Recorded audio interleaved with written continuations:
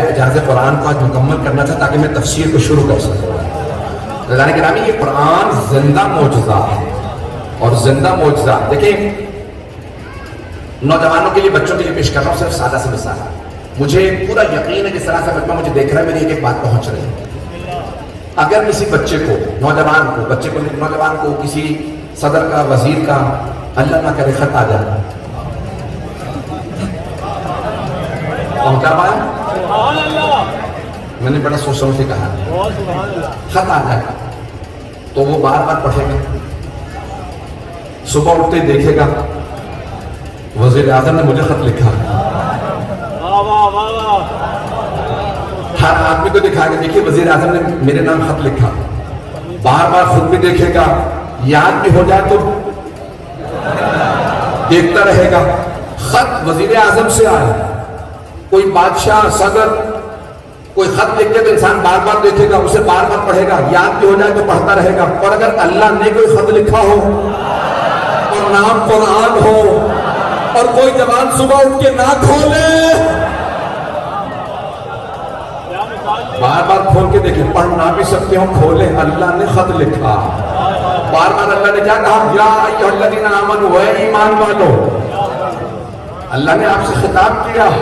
عزیزان گرامی اس میں 114 سورے ہیں جہاں بار بار اتنے فضائل سن کے آپ خوش ہوتے ہیں. مجھے پتہ نہیں میری بات پہنچ رہی ہے نہیں پہنچ رہی ہے. آپ مولا علی کے فضائل سن کے خوش ہوتے ہیں پڑھ کے بھی خوش ہوا کیجئے. میں نے پہلی مجلس میں کہا تھا اللہ نے تمام انبیاء کو جیسے تقاضے تھے ویسے معجزات دی. جناب موسیٰ کو جیسے تقاضے جناب عیسیٰ کو سرور کائنات کے زمانے میں 2 چیزوں کا زور تھا. عربی زبان کا تلوار کا. ان کی زبان کا جواب قرآن تلوار کا جواب آئیے سب کے ذہنوں میں ہے. تب اللہ سے ایک آیت قرآن کریم کی پیش کر رہا ہوں تاکہ اعجاز قرآن کا موضوع مکمل ہو جائے. مجھے بسم اللہ کی تفسیر کو شروع کرنا میں ابھی تک تفسیر میں نہیں آ سکا.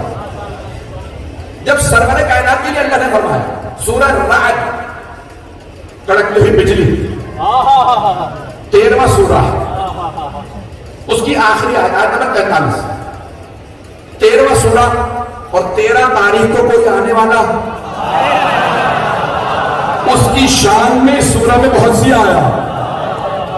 تو آئیے ذرا 13 رجب کا آنے والے اس امام علیہ السلام کی عظمت کو اللہ نے اس سورہ کے اختتام میں بیان کیا. وَيَقُولُ الَّذِينَ كَفَرُوا لَسْتَ مُرْسَلًا قُلْ كَفَىٰ بِاللَّهِ شَهِيدًا بَيْنِي وَبَيْنَكُمْ وَمَنْ عِندَهُ عِلْمُ الْكِتَابِ.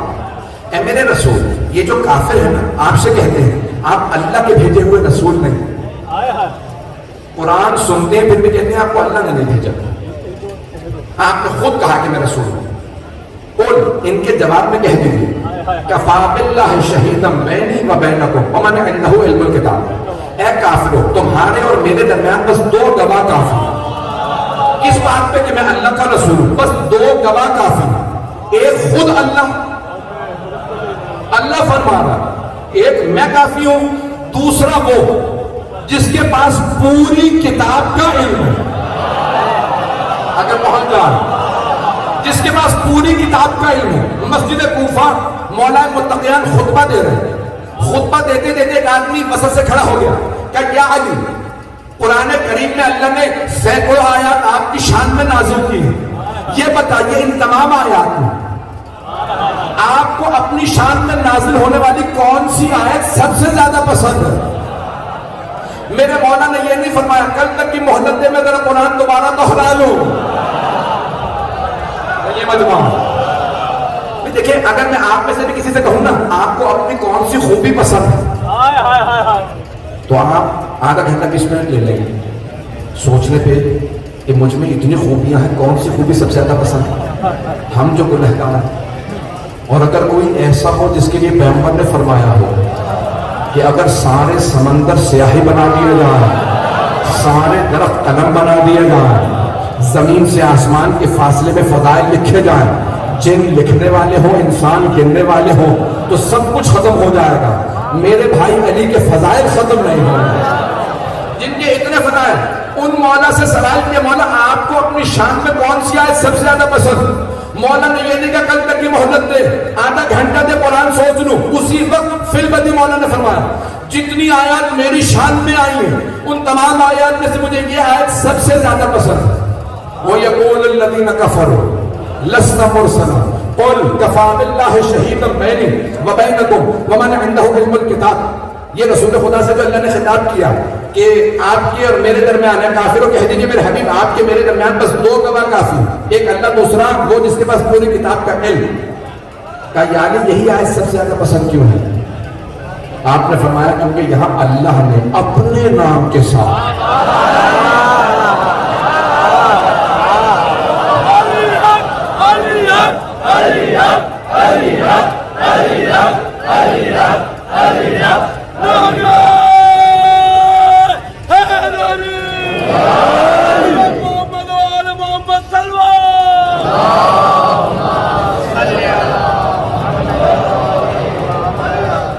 جو فرمائی نہ نہیں گرا، یہ قرآن کریم جگہ جگہ جناب امیر کے فضائل بتاتا ہے۔ صرف سننے پہ اکتفا نہ کریں، پڑھیں، اس قرآن کو پڑھیں۔ اور اگر کوئی پڑھنا نہ جانتا، واحد دنیا کی کتاب ہے جسے پڑھنا بھی ثواب ہے، سننا بھی ثواب ہے، دیکھنا بھی ثواب ہے۔ جب چھوٹے امام سے کسی نے کہا مولانا میں نے قرآن حفظ کر لیا، آپ کہتے ہیں دیکھ کے پڑھو، تو کیا ابھی بھی دیکھ کے پڑھو؟ مولانا نے کہا صرف دیکھ کے نہیں، اونچی آواز سے دیکھ کے پڑھو۔ کہا مولانا کیوں اونچی آواز سے دیکھ کے پڑھو؟ تاکہ کہا پڑھنے کا ثواب بھی ملے، سننے کا ثواب بھی ملے، دیکھنے کا ثواب بھی ملے۔ قرآن دیکھنا بھی ثواب ہے۔ ایک سخت جملہ نوجوانوں اور بچوں کے لیے، بزرگوں سے معذرت کے ساتھ، ایک بہت بڑے استاد ہمارے ہمیشہ کہتے تھے اگر کوئی آدمی پوچھے میرا 12ویں امام سے کیسا تعلق واسطہ ہے، تو اس سے کہو ذرا دیکھ تیرا قرآن سے کیسا تعلق ہے۔ کیوں؟ یہ قرآن صامت ہے، وہ قرآن ناطق ہے۔ احترام کرتے ہو قرآن کا، تعظیم کرتے ہو، اسے مانتے ہو، کبھی جھوٹی قسم نہ کھانا قرآن کی، اس کی تعظیم کرنا، اسے بار بار پڑھنا، دل سے لگا کے رکھنا۔ امت میں کچھ ایسے لوگ آئے کہ جب جنگ ہوئی نا مولا علی سے، انہوں نے قرآن نیزوں پہ اٹھایا۔ ایسا ہوا جنگ صفین میں انہوں نے قرآن نیزوں پہ اٹھایا، تو یاد قرآن کا راستہ جنگ روکنے۔ چلو انہوں نے قرآن اٹھائے تھے، مولا کے ساتھ آنے والے کے لئے یعنی سامنے قرآن ہے، آپ جنگ نہیں روک رہے۔ مولا نے کہا اگر یہ قرآن مانتے ہوتے میرے مقابلے میں نہ آتے ہو۔ کہا یا علی سامنے قرآن ہے، مولا نے کہا ان سے قرآن لے لو، یہ قرآن کو نہیں مانتے، تم مانتے ہو، تمہیں دکھا کے دھوکہ دے رہے ہیں، یہ قرآن دکھا کے تمہیں دھوکہ دے رہے ہیں، یہ قرآن کو نہیں مانتے، تم قرآن لے لو، جنگ جاری رکھو۔ نہیں آئی، وہ قرآن کا ہمیں واسطہ دے رہے، جنگ روکو۔ مولا نے کہا دیکھو یہ قرآن صامت ہے، خاموش قرآن ہے، صامت یعنی خاموش، کہ یہ قرآن صامت ہے، میں قرآن ناطق ہوں۔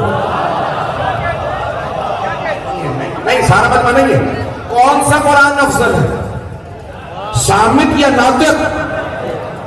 یہ خاموش قرآن ہے، بولتا ہوا قرآن ہے، جیتا جاگتا قرآن ہے، قرآن اس کی گواہی دیتا ہے۔ میری تفسیر سمجھنی ہو تو اس سے سمجھو، میں صرف قرآن ہوں، یہ قرآن بھی تفسیر بھی۔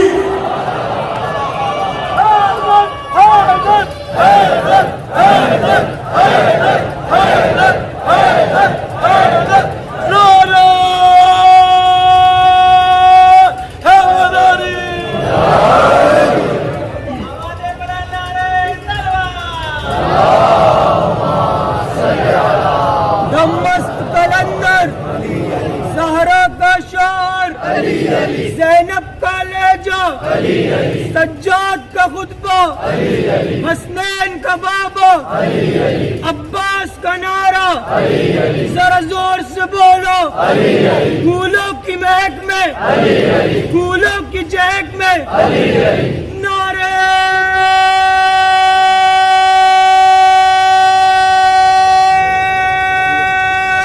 حیدر۔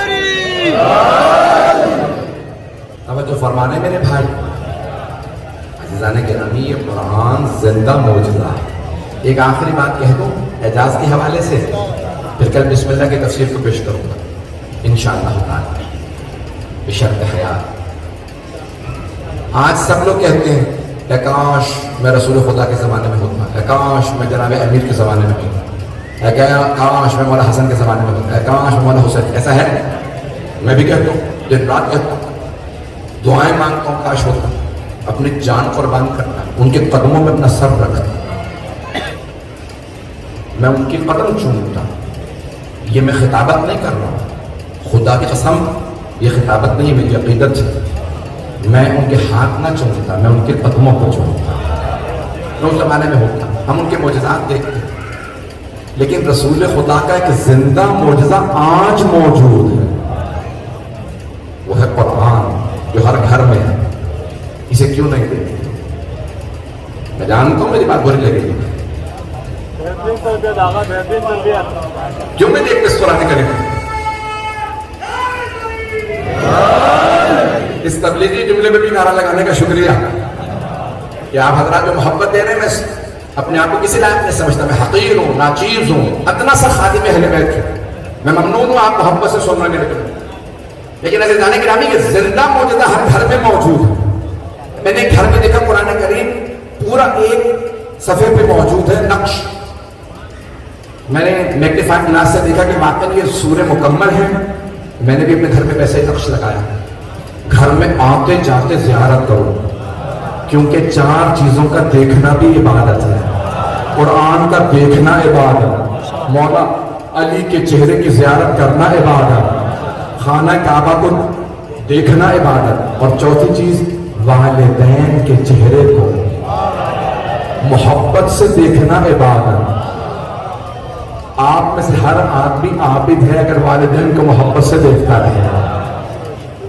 سب جملوں کو بہت معذرت لیکن پیش کروں گا، لیکن ابھی یہ قرآن زندہ معجزہ، بار بار دیکھیں، یہ مولا کائنات کی یاد دلاتا ہے، رسول خدا کی یاد دلاتا ہے۔ یہ قرآن آپ کے گھر میں موجود ہے، احترام دے سے بغیر وضو کے قرآن کو چھو نہیں سکتے۔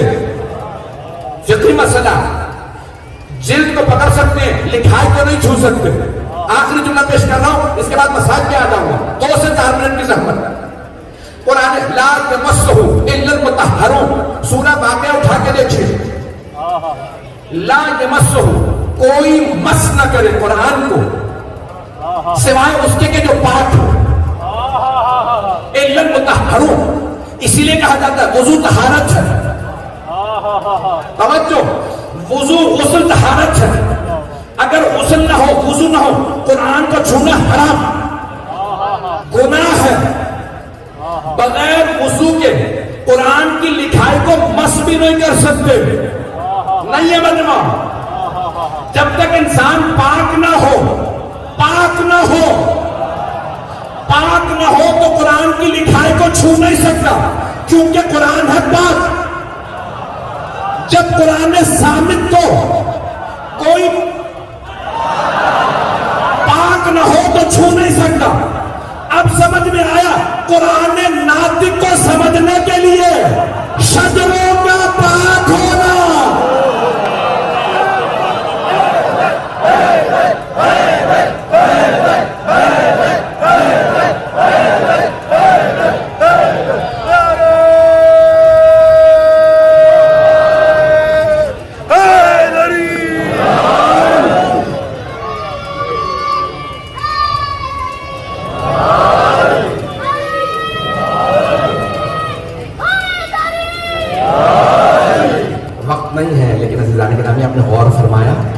کیوں فرمایا سرور کائنات کہ یا علی کوئی بغض نہیں رکھے گا آپ کو سوائے اس کے اس کا شجرہ بیان لائق نہ ہو۔